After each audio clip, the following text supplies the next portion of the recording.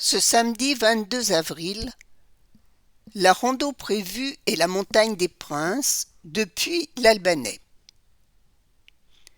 Passé Rumilly, Vallière, nous rejoignons un village en partie en ruine, la Chavanne.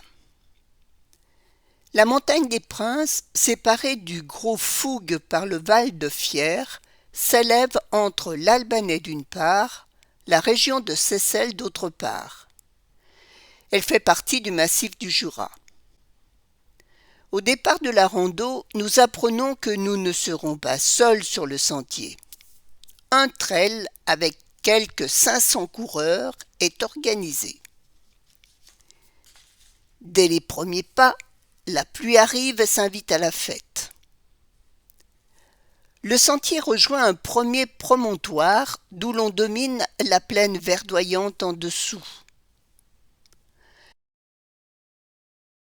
Les ruines de la chapelle Saint-André seraient les restes d'un sanctuaire construit par les moines de Saint-Claude, puis reconstruit au XIIe siècle par les bénédictins.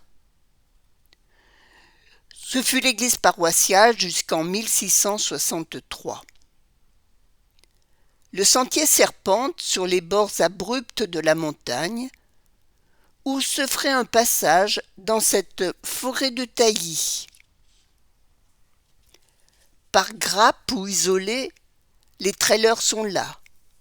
Les participants sont sympas, mais nous effectuons une montée au rythme saccadé dicté par les laissez-passer, poussez à droite, attention coureur. Heureusement, il y a des belvédères le long du parcours. Bon, un peu brumeux le paysage.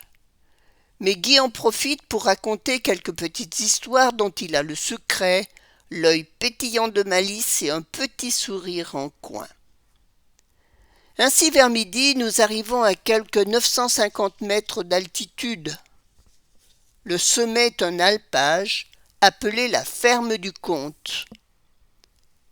La ferme est bien barricadée, impossible de trouver un abri. Nous nous installons près de quelques gros rochers un peu plus secs que l'herbe environnante. Nous ne quittons pas les caps, mais la pluie a cessé. Pas de sieste aujourd'hui.